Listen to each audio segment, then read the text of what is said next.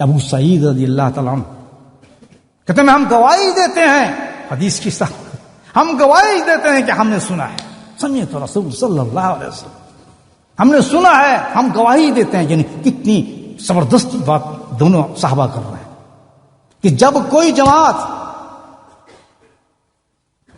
اللہ کے ذکر کے لیے جمع ہوتی ہے، اس لیے جمع ہے نا بھائی، میں نے پوچھے تو یہی وجہ ہے نا کہ جب کوئی جماعت اللہ کے ذکر کے لیے جمع ہوتی ہے تو ہوتا کیا ہے کہ اللہ تعالیٰ کے کروڑوں ملین فرشتے جو ہیں ان کو گھیر لیتے ہیں ہر طرف سے، ان پہ رحمت کا نزول ہوتا ہے، ان پہ سکینہ نازل کیا جاتا ہے، اور اللہ سبحانہ تعالیٰ اپنے محبوب ترین ملائکہ ان کا تذکرہ کرتا ہے. سب پتا ہے، لیکن کتنی محبت ہوگی اللہ تعالیٰ کو ان بندوں سے کہ وہ چاہتا ہے کہ ان کا تذکرہ کریں مجھ سے. جی ہم تو ان بندوں کے پاس سے آئے. کہاں سے آئے ہو؟ کہتے جی فلاں ابن فلاں، فلاں ابن فلاں، ایک ایک کا نام بتایا جاتا ہے. اللہ سبحانہ تعالیٰ ایک ایک نام کو سنتا ہے. کہتے جی فلاں فلاں ابن فلاں، فلاں ابن فلاں، وہ جو تھے وہ تو آپ کی ذکر کر رہے تھے، تسبیحات کر رہے تھے، تحلیل کر رہے تھے، وہ تو اتنا مست ہے اندر. اچھا کیا انہوں نے مجھے دیکھا؟ یا اللہ تجھے تو دیکھا نہیں، تیرے ویسے ہی دیوانے بنے ہوئے تیرا ذکر کیے جاتے ہیں بغیر دیکھے. تو فرمایا اگر جب مجھے دیکھ لیں تو فرمایا اگر آپ کو دیکھ لیں تو پھر تو وہ تو ایسے عاشق ہیں، پھر تو اندازے ہی کچھ نہیں ہو سکتا کہ ان کا حال کیا ہو. یہ خوشخبری کس کے لیے ہے؟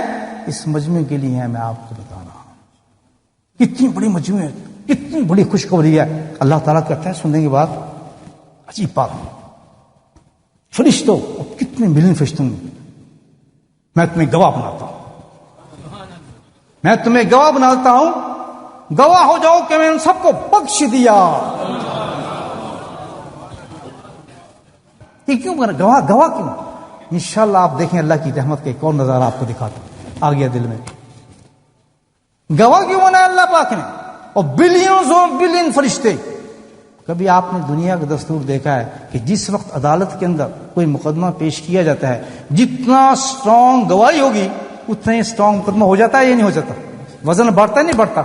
اللہ پاک نے جو فرشتوں کو گواہ بنایا ہے اس لیے کہ جب ہمارا اعمال ذکر والا جائے گا تو جتنے گواہ ہوں گے ان کا وزن بڑھتا چلا جائے گا. اللہ کی رحمت، کیسا بندے پہ رحمت فرماتا ہے. ایک فرشتے کی گواہی سے کتنا وزن بڑھے گا، اور جب اربوں فرشتے کھڑوں کے گواہی دیں گے، ادھر انبیاء کی گواہی دے دیں، اللہ اکبر، تو کہاں وزن چلا جائے گا؟ مجھے بتائیں. اللہ گواہی کا محتاج نہیں، محتاج ہم ہیں اس کی رحمت کے. صحیح بات ہے یا نہیں؟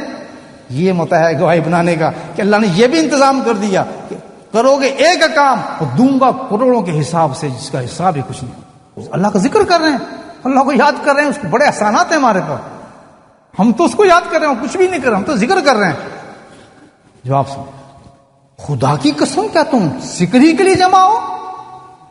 اللہ کے نبی کہتے ہیں خدا کی قسم کیا تم ذکر ہی کے لیے جمع ہو؟ کہتے ہیں خدا کی قسم یا رسول اللہ ہم تو ذکر کے لیے جمع ہیں اور کوئی مقصد نہیں. کہتا گھبراؤ نہیں، بدگمانی نہیں کر رہا جو میں قسم تمہیں دے رہا ہوں.